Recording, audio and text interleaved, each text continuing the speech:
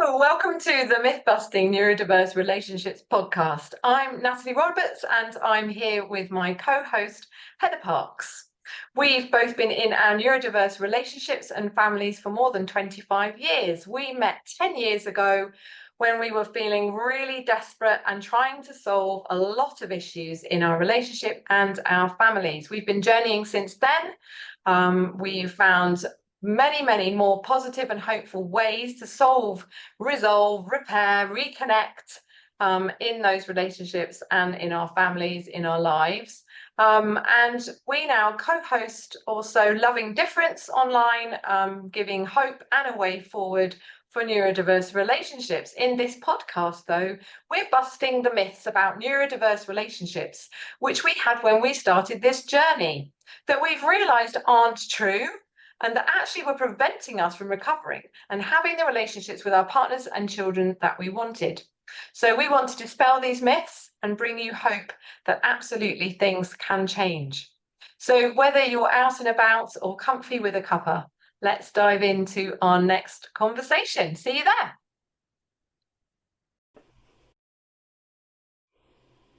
Welcome to the Myth-Busting Neurodiverse Relationship podcast. I'm Heather Parks. I'm a neurodiverse family coach. I'm also a parent, a wife, a daughter, sister, aunt, and a special educational needs advocate in this beautifully neurodiverse world. My family began our journey of discovery just over 10 years ago and have been leaning into a life full of differences ever since. And we continue to learn and love as our journey unfolds. And I'm here with Natalie. Hey, I'm Natalie Roberts and I've been in a neurodiverse relationship and family with my husband Pete for 25 years. We discovered neurodiversity as part of our story in 2014 when we were really struggling as a couple and family. Now we're thriving and enjoying life in ways I couldn't have imagined back then. So now I'm also an accredited coach working with individuals and couples in neurodiverse relationships to reconnect with themselves and each other, turning their problematic relationships back into precious ones. And together with two other coaches, Heather and I created Loving Difference in 2020. It's the home of understanding, support, healing and solutions for neurodiverse relationships, bringing together anyone looking for new ways to live in those relationships, learn about themselves so that we can inspire and encourage each other to love the unconventional and beautiful differences in ourselves and in our homes. And today on the podcast, we're really also excited to welcome Mona from Neurodiverse Love to join us for our conversation. So Mona, would you like to introduce yourself? Absolutely. So hi, Heather and Natalie. I'm Mona from Neurodiverse Love, and I was married for 30 years. We were together for 32. We didn't find out until our 29th year of marriage that we were a neurodiverse couple. I've been divorced for 4 years now, and we have an amazing 25-year-old daughter together. And I'm just excited to be here with you both today. Yeah, us too. Yeah, so lovely to have you with us today. And so this podcast is all about busting the myths about neurodiverse relationships, which we had when we started this journey, and that we've realised aren't true, and that were preventing us from having and recovering and having the relationships with our partners and children that we wanted. So we really want to dispel these myths and bring you the hope that absolutely things can change. Yeah, absolutely. In today's episode, we decided maybe we'd set ourselves a challenge together with Mona to bust as many myths as we can in about 30 to 45 minutes. So whether you're out and about or comfy with a cuppa, let's dive into this next conversation. So I'm gonna, let's give you the first myth. So I think one of the biggest myths is the idea that I certainly found and was reading about when I landed in this neurodiversity story, that to survive our relationship, to like our relationship is the best that I could really hope for. And to thrive in it, to love it, to enjoy it was just not part of anything that I read. So we want to dispel that myth, we want to bust that myth and tell you that the impact of unknown neurodiversity in your relationship is reversible and that you can thrive. And we want to give you the possibility of that, that we certainly didn't have back when we met. And I guess just recognising that we find ourselves, I think, on some kind of like a seesaw of difference, and that means that we are navigating bigger amounts of difference and stuff in our relationships, and that needs some particular attention, but also that perhaps maybe could we say 80% of what we're traveling with in our relationship is actually normal relationship issues. And if we make too much of it or all of it about neurodiversity, we're missing an awful lot. So there's a lot of other things that it's really helpful to unpack and be aware of, so that we can actually start thriving, because that is something those things are really something we can do something about. How have either of you had that myth? Was that something for either of you as well? Yeah, definitely for me. I don't know if you wanted to speak on it first, Mona. Were you going to come in there? No, I'm good. Yeah, so I think very first thing I sort of remember, I have this kind of phrase that really sits in my head that I heard, and it was something around, well, you can like it, lump it, or leave it. And that was really like, it was horrible, because I didn't want to just like it, and I didn't want to live lumping it, and I didn't want to leave it. So I found that just didn't give me a lot of hope, and I wanted to hear a different message. I wanted to find new ways. I wanted things to change. I wanted to be able to take action and to to build back up, because I recognized that we did have something really special in the beginning, and that life had really become very difficult for all of us. When we first get together, it's just the two of you normally. Some people might come in with children and other baggage and all of these things later in life, but for us, we met, there was just the two of us. There was limited stress really in our sort of lives, so we had sort of, I just think things changed. Yes. And kind of, I wanted to be able to sort of rewind the clock, if you like, and go back and remember some of that early days. If you're in if you're either already are or traveling that story with your children as well, I think the idea that you, even in those relationships with your children, that if there's neurodiversity involved there, that again, the idea that it's only going to be okay, not amazing, I just felt really depressed. I thought it was just very depressing. So yeah. A real shame. I agree, and I think that is the reason that my marriage ended, because we found out after we were separated. Yes. So we separated in 2016, and we didn't at the beginning of 2016, and we didn't find out about neurodiversity until mid to the end of 2017. Yes. So for me, I do believe that my ex-husband found a peace and a happiness living alone, because he'd never lived alone before. Yes. And he was able to find what I think maybe he was looking for throughout his life, because he went from his parents' house to our house. We lived together for a year. And I think if we had found out earlier in our marriage and understood what our individual needs were and what we needed as a couple, we may have had a different outcome. And I don't know that we would have stayed together, but the divorcing process would have been very different. Yeah. That's what I believe. Yeah, it's really helpful to think about. Yeah. Fantastic. Brilliant. Mona, what about a myth from you? What do you want to share one with us? I know we were talking before with a few. Do you want to give us one?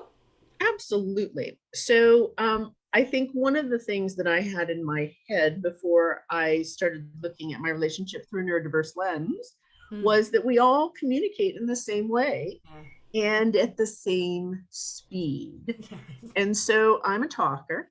Yeah. And so I will share a lot of information, a lot of words. And I realized that that was not the best way to communicate with my ex or other partners that I've had since who are autistic.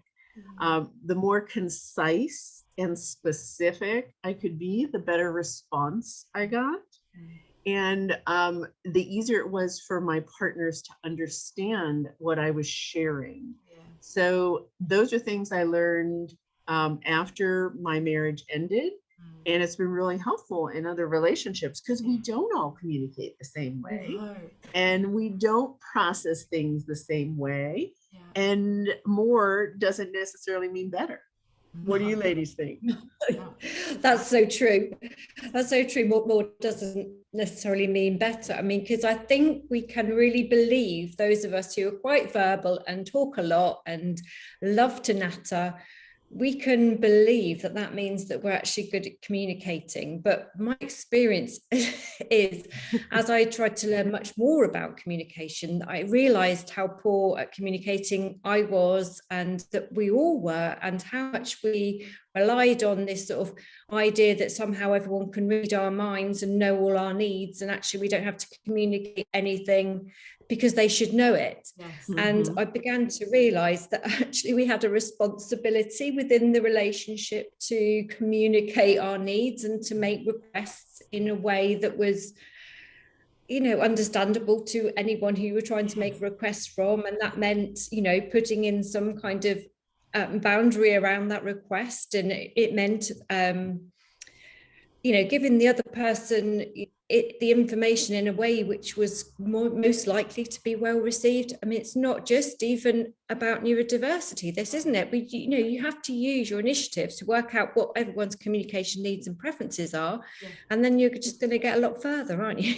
Yeah, absolutely. When you start knowing that information, I just think it's really helpful. It allowed me to go and communicate more in the ways I really like with more people, where maybe I'd stopped doing that for some time because I kind of adapted more to what went on at home, so I could restore that, but then communicate in ways that were much more productive and effective at home, that were more about our different needs of communicating, or different speeds that or amount of information that we can take on in different circumstances as well. So that was some of the things I know that we were misreading with each other, you know, or that if people didn't ask me questions about what I would be talking about, I took that as not interested, didn't want to hear anymore, when actually, when I was curious enough, what I started to discover was actually Peter's found conversations with other people really quite daunting and threatening for most of his life, and so and he doesn't have a lot of questions to ask me about my kinds of things that I talk about. So actually he just needed me to talk, and he was interested and fine, but I didn't really realize that. I just sort of heard it as, you're not really bothered, and I often am waiting for questions for me to be able to say more, rather than now I just say more if he's got capacity. But it's been just really useful to just know that all those ways of communicating are totally great and fine, and to expand that and include all of them, rather than make some okay, some not okay, some right, some wrong. Yeah, absolutely. For me, just to say as well, for anyone who's got young children or teenagers, that less really is more in some cases. You know, it depends what capacity the other person has to have more conversations, and that was something that I really had to learn. And it's such an amazing lesson that my son particularly has taught me, because he had very little capacity left over. So, for example, if he'd gone to his provision or something, you know, we would have all these journeys in silence. And I just thought, oh, I've just got no connection. I've got, you know, we go for walks together and we don't talk at all. And actually what I've really come to realize is that there is actually a really special connection that occurs in those silences. And it's not that we're not communicating, it's just that we're not doing it verbally. And it's actually been a really, really special. So I'd really love to encourage anyone who feels like they're not getting enough kind of chit chat, to just kind of tune into that silence and see where it takes them. I think that's wonderful. And I learned during my separation that texting and emails worked really well. I wasn't a big texter, and I'm not a big emailer, but I almost always got really thoughtful or succinct and beneficial responses. And I realized that for my ex especially, he needed time to think through his response. And so that back and forth verbal conversation did not necessarily give him that. No, and even And quick texting, I think, can be challenging too, can't it? You know, that we find that certainly too quick, trying to text even too fast is quite challenging for us sometimes. Absolutely. Absolutely. Yeah. And it just goes to show, isn't it? I mean, because I also use that. I text to give someone more time. I use that a lot in my family, but I have I will get very little back, or and in the past I used to take that as a kind of not bothering to take the time, doesn't care, all of those kind of stories that go in your head. And actually it simply wasn't true. Just physically texting is too too much. It's just well, you might want to receive some information in one way, but you want to respond in a different way. Yes, you don't want to. It doesn't mean you want to use that back. Yeah. So these are the things, and the more explicit and the more you can have it's like we say in compassionate communication, the more you can communicate about your communication, the better. Because actually, if we can all really work out what it is that we like and prefer, and which is helpful, and if we can then communicate that to others, and encourage them to do the same thing, I think we're just going to sort that communication out so much more effectively. It's just going to be easier for everybody. Really good. Okay, so another myth from me. Hey, it's my turn. Oh, turn. Sorry, you go. Yeah, I want to have a go. Off that list. I want to go with I think that a happy relationship, or I need to have a happy relationship in order for myself to be happy. So everyone, it all has to be good, everything has to be right. And I think what we have found on our journey, because I've actually known Natalie since 2014, and we've been working on all the ways we can restore ourselves, haven't we? And become happy and find our mojo again. So, and what we found by doing that, we have increased our own capacity for joy and happiness and wellness. And that has actually then just kind of had a ripple effect, and all our family members have kind of experienced that kind of higher energy. I don't mean too much energy, but that kind of a happier energy in the house, and that's just had a good impact on everybody. So, and I have then changed my mindset around certain things. My antenna is sort of programmed into looking for things that are going to make me happy rather than everything that's wrong. And suddenly, like, everything can just shift. And absolutely, I now believe, and I know that Natalie, and I'm sure Mona too, tell me if you don't, but I reckon a happy me is much more likely to give a happy relationship rather than waiting for the relationship to be happy before I can be happy. What do you reckon? Yes, Mona? Absolutely. And for me, again, because I'm not with my ex of 30 years, I found that understanding what I needed for my own happiness and what I needed to have peace and balance in my life made me a better partner in all the relationships that happened after the divorce. And I had boundaries. I was able to communicate more clearly. I took time for my friends and my family, and sometimes my partner was there and sometimes they weren't. I had my own interests. He had his own interests. Sometimes we went together, sometimes we didn't. And it was so beautiful, because I had learned, or had taken the time to learn and research and read, and I was just, I think, a better partner. Absolutely. Yeah, absolutely. It just sounds like balance. Yes, absolutely. Balance came to mind as you were talking. Yeah, I completely agree with you. I think culturally as well, we have a story about more of an outside in, that my relationship, when it's good out there, will make me happy, rather than kind of recognizing it's more of an inside out direction, and that our relationship out there is the product of the two people that are here. And I just think we have to turn it around and recognize that the best version of us in the relationship will create the best possible version of the relationship, and give us then the opportunity to decide from a much happier and healthier version of ourselves whether this is the relationship for us. So it absolutely has a ripple effect, and it also sometimes does take us to the edge of, as it has for you, Mona, as well, that to the edge of that relationship sometimes, to decide whether that's the right place for us to be or whether it isn't. And that's coming from a much healthier direction of travel, I think. Yeah, I totally agree. And I realized, and I've said this on my podcast before, I looked at myself 5 years in the future, and I realized that if I didn't change, that I did not like the person who I was going to be. And so I started the changes, and we spent 2.5 years separated, almost 2.5 years separated.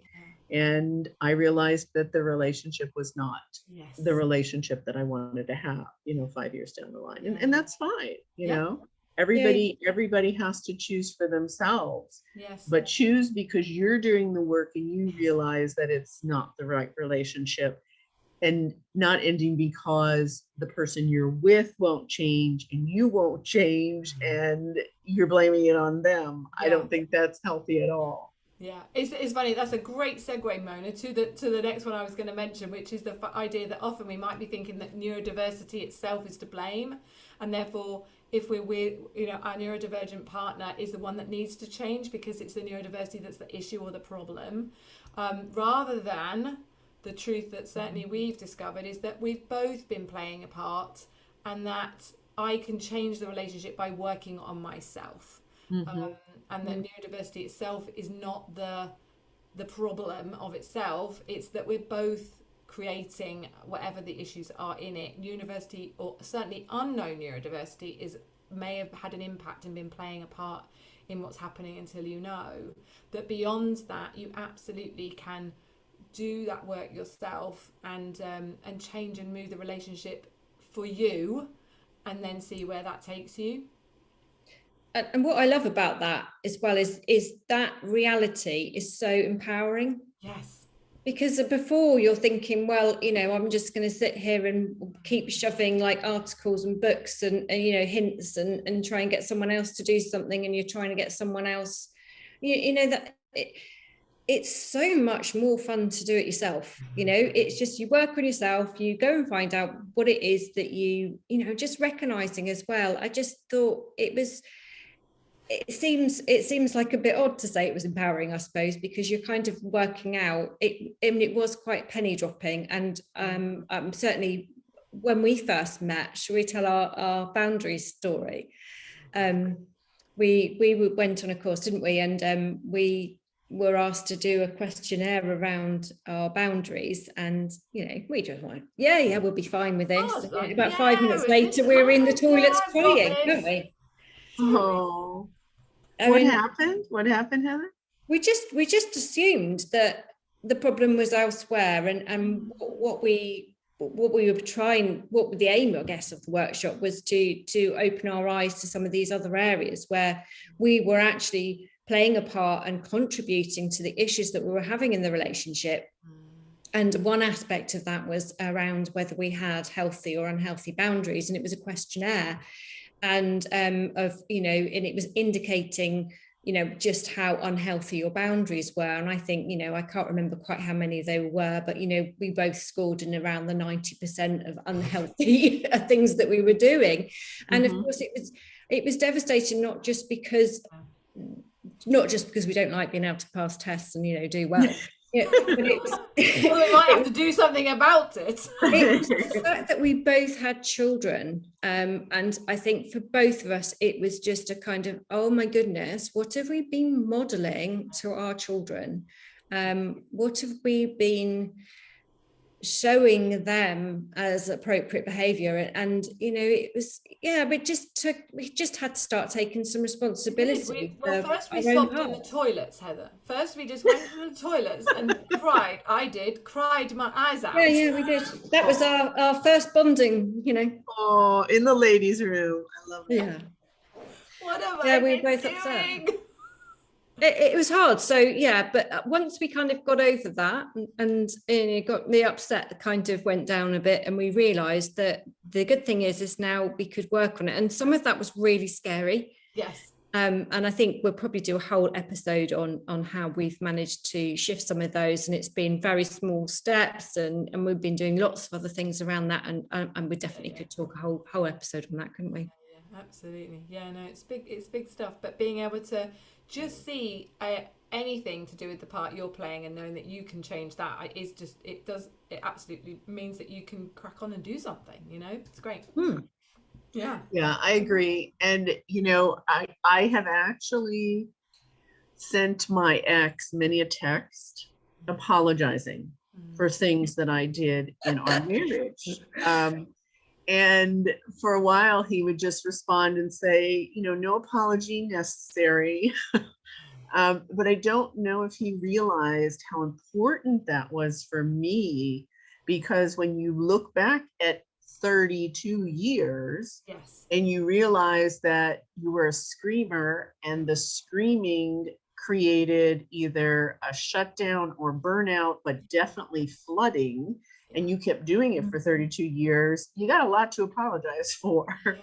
And when you realize that you were very quick to change, meaning me, and we moved across country several times, and that probably created so much chaos in my poor ex-husband's body, brain, and whatever, and that I was causing unintentional trauma. Yeah.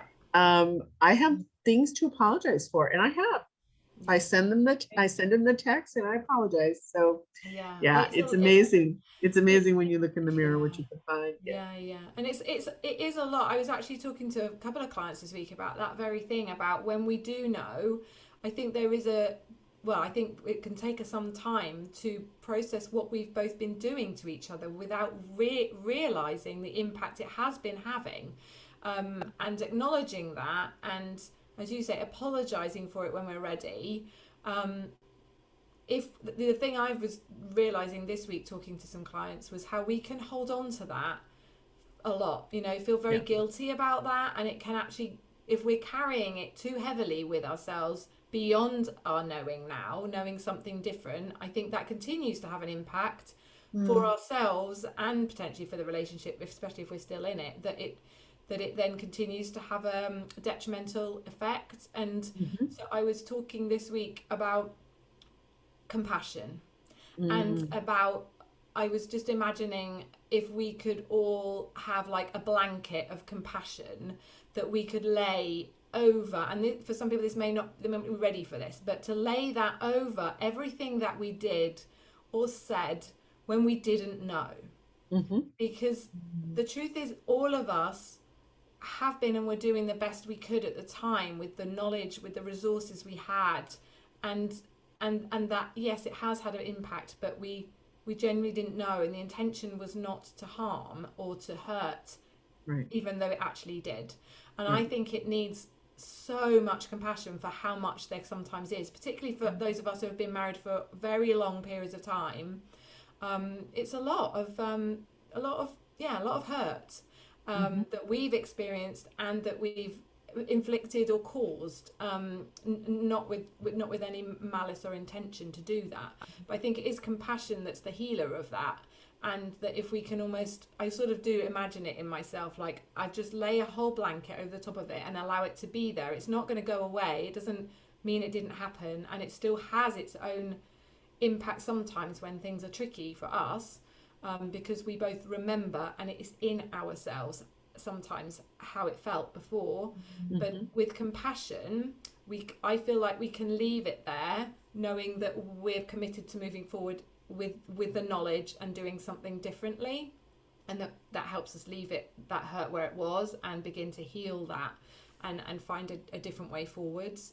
That was really helpful this week to kind of think about it like that. It's a good point for parents as well, because I think there can be quite a lot of guilt when you've been pushing a child to do everything that you could see your friends' children doing, and persuading. There was a lot of I felt bad a lot of the time about how much I'd try and persuade, you know, because my son was able to articulate at some point. He said to me that, you know, I sort of asked him, I said, you're so like calm and lovely and, you know, regulated now. Would you be able to like explain, you know, kind of what was going on for you? And he said, well, it's just that adults never listen.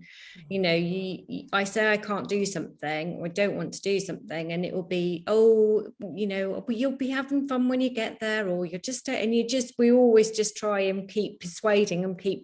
And he just learned that the only way to kind of shut that down was to kind of, you know, go straight into some kind of shocking behavior. And yeah, I really did see his point, and I did for a long time. I felt really bad that I'd been, you know, coercing and manipulating and using some really quite not great sort of tactics. That's not what the sort of parent that I intended to be. And I just thought I had good intentions. I just wanted him to go and enjoy things that, you know, I thought he would enjoy. And of course, I just had to learn to let go of those things and trust him to know what he'll enjoy and what he won't enjoy. But yeah, for parents out there, I think that's a really important message as well, to try and forgive yourself and to have some compassion for what you didn't know. Yeah, I love that. I love the compassion blanket, Natalie. Yeah. I also know that what I learned was that it was so important for me to create safety in my relationship. And I don't mean physical safety. I mean safety for each of us to be ourselves, to trust each other. And when you negate your partner or don't validate their feelings or what they're saying, and it went both ways in my marriage, then you don't create a safe place where you can trust each other. And that can become extremely toxic. And I'm sure it happens, you know, in a lot of relationships with children where you think there's potential, you think they can do things, whatever, but you know, we're all wired differently. I am not, you know, an IT person or a mechanic or, you know, an architect, and I will never be. My brain's not wired that way. So I would not want anybody to think that I could move in that direction just because they think I can. So yeah, I was very guilty. Yeah, I was very guilty of seeing potential that wasn't there. Yeah. And I created a lot of anxiety and misunderstanding. Yeah, absolutely. Okay, so we have a few minutes left. Let's see if we can pack a couple more. Oh goodness, we've got loads more myths than this. We have. We'll have to do another one. But let's see what we can come up with. So, Mona, do you want to do another one of yours? Sure. So I think one of the myths that I want to bust is that if there's a lack of intimacy or not the amount of intimacy that you might want in your relationship, that doesn't mean that your partner's rejecting you or they're not attracted to you or they don't feel things that maybe they did at the beginning. And I think, you know, I've seen this in some of my relationships that, you know, I am a very touchy-feely person. I love hugs. I love holding hands. I love kissing. I love sex. I love it all. With my ex-husband, none of that was really an issue. But with other partners that I've had since who are on the spectrum, they had, and one even told me that he had intimacy issues, and I didn't know exactly what he was talking about. But as I observed, because he wasn't able to necessarily articulate it, I realized that he had a limit on how much I could touch him and how much he could be touched and how much he could kiss. I took it personal at first and thought he was rejecting me. But then as we came to know each other more, and he kept asking me if he was on the spectrum, and I began to understand his sensory sensitivities and his differences, I didn't take it personal anymore. He wasn't rejecting me. He was looking for ways to bond and connect, but it wasn't going to be at the same level that I wanted. And when I realized he wasn't rejecting me and I didn't take it personal, it became so much better. So that's really, I love what you just said around that kind of like not taking things personally, and just realizing that everyone has different capacities for things and different capacities at different times, because that can shift. It's not necessarily stuck in stone. It's because, you know, it depends what else is going on, how deep we are in our defense modes, and what's going on. I know personally that during a period of depression, that my sensory system changed very much. I responded very differently to touch, and so there's lots of different factors that can come into that. And yeah, I think if we can, and sometimes it's difficult to talk about those things, and because we are feeling so rejected or hurt, and it's making just up all very stories. vulnerable. It's very vulnerable topic, isn't it? Yeah, very. Very. Yeah, no, I would concur with everything you're saying, and I think when that area of our relationship may start to become derailed, it's one that's, you know, we don't necessarily have the ease of communication with it, you know, and we're often both feeling rejected or vulnerable or criticized, or it's not working, and blaming, and all kinds of things I think go on. It's very, very, very challenging. But I think you're right, Mona, that in a neurodiverse relationship, there's often other factors that we also maybe haven't been aware of and need some more attention. And that, again, our differences around the, you know, we could just say, you know, the environments, or what turns us on, turns us off, what accelerates or decelerates us in some of these situations. Lots of ways, I think, to think about it and talk about it and get to know more about what's going on. And I think, again, thinking about some of the other things we've said, creating safety and more health in other areas of the relationship allows us to bring this area of the relationship more to the fore. So sometimes people think this is the thing that needs fixing. I work with quite a lot of couples in this area, and often we need to focus in other areas first so that they feel safe enough to then address this area more easily and feel safer in it, so that it actually has more chance of success, because often safety and trust has really taken a bit of a bashing, I think, in the relationship over time if it's been left and hasn't been addressed. I agree. And there are again, working with somebody who understands the additional dimensions and aspects of neurodiversity is really helpful, because it means we can have a more expanded and wider perspective and conversation about it all, to understand what different needs people have, both around touch, around emotional experience, around the environment, around sensory issues, lots of things. And again, the clearer we get about ourselves in that, because again, it is an area where we might also think, again, I think, like I said earlier, our partners should just know what to do or something, and we'll just know. And then I often say to people, well, what do you like? What do you tell me what it is? And they go, well, I don't really know. And you're like, okay, and you expect this other person of a different gender, or the same gender even, and to just know exactly what you need. Yes. It's be a mind interesting reader. what we're thinking would be the case. Right. So And go ahead. I'm sorry. Yeah. I was going to say, I think one example that I can share with you is one of my partners said to me, after we have sex, I cannot lie here in bed. Yeah. And that's one of the things that I absolutely love, just lying there, maybe talking, maybe just, you know, quietly falling asleep. And he said to me, I cannot sit still. I cannot. So I said, could you just for 5 minutes? And he agreed to 5 minutes. The 5 minutes turned into an hour. And then it became the norm, because he had never been able to relax, I guess, after sex. He had never let himself do it. He had jumped up and gone to the shower and done whatever else he needed to do. And by just asking for a little bit of time, 5 minutes, can you do it for 5 minutes for me? Turned into an hour, and then it became the norm. He realized that he could become calm and even fall asleep. And what a beautiful thing. Yes. And so I think one of the things that's important with physical intimacy or sex, when you're having the conversation, to kind of take baby steps, because sometimes we don't even know what turns us on or off. No.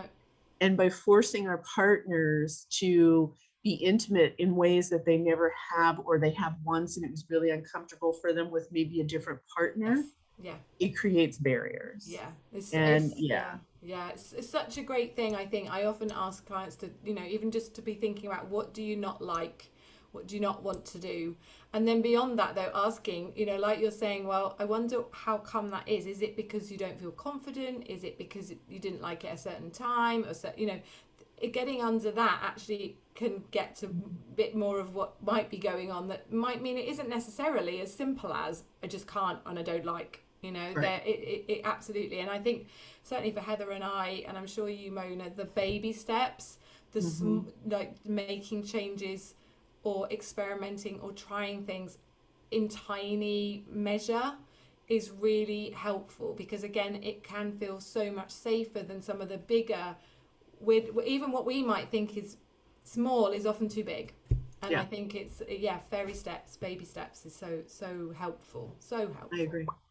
And I think what you said as well about, working often, it's that you need to work on the other areas, and then this area can be that much more accessible. And I think because, a lot of the issues around, for me, I'm really passionate about nervous system stuff. And I just know that, until you can kind of get into that, your nervous system out of defense mode, really intimacy is a really tricky one. You really need to be in the right place for that, to feel safe and to feel relaxed with somebody. It's not easy. It's not and I think we compare, don't we, I think, to how it was right in the beginning, which would have been a whole different set of hormones going on. Right. Which could be, that a kind of a different thing, and then it changes, and we have kids in the middle, and all sorts of things.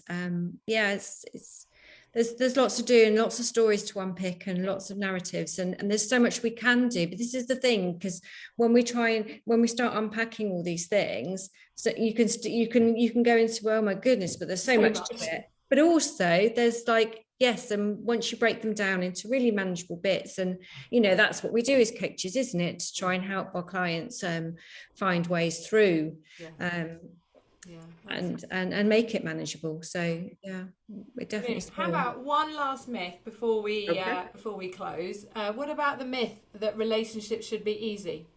We're all laughing. What do you reckon?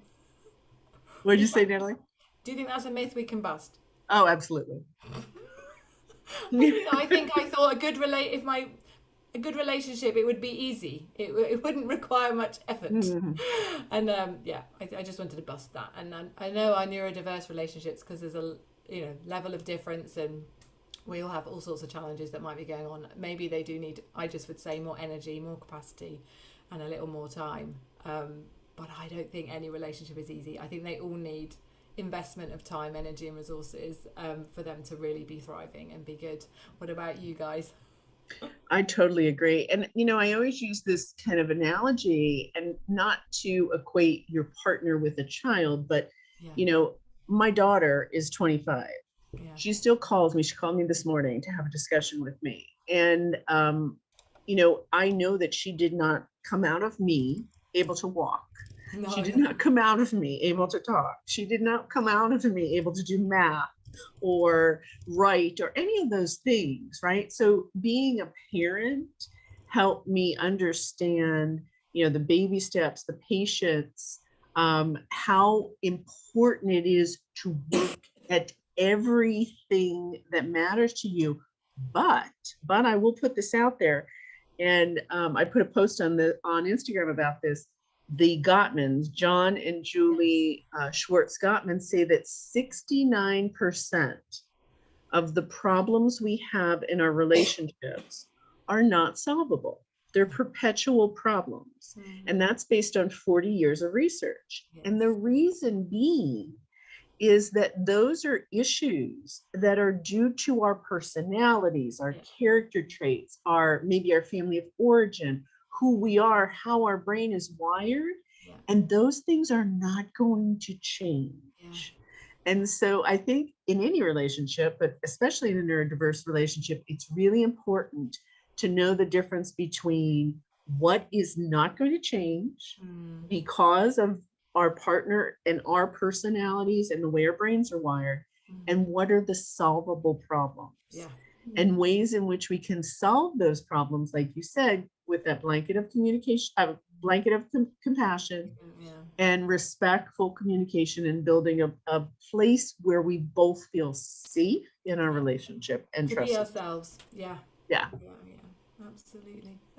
I'm really, I don't know what to think about that 69% of things aren't changeable, because I guess what I would say to countenance that is that, okay, so maybe some of those things don't change, but I think our attitude, our reaction to it, our beliefs around it, our ways of dealing with it, I think those things can change. And then that is very different. I just know there's so many things that used to really annoy me, or used to absolutely infuriate me, and actually I was saying to you the other day, Natalie, wasn't I, that those are some of the things that we'll have a good giggle about now, because my capacity is such that I'm, and my we describe it kind of as our bucket. My bucket's a bit full of of things that are good for me, and my health's better and everything else, and so I'm just not as reactive. My nervous system is much calmer, and I think there is more hope than that.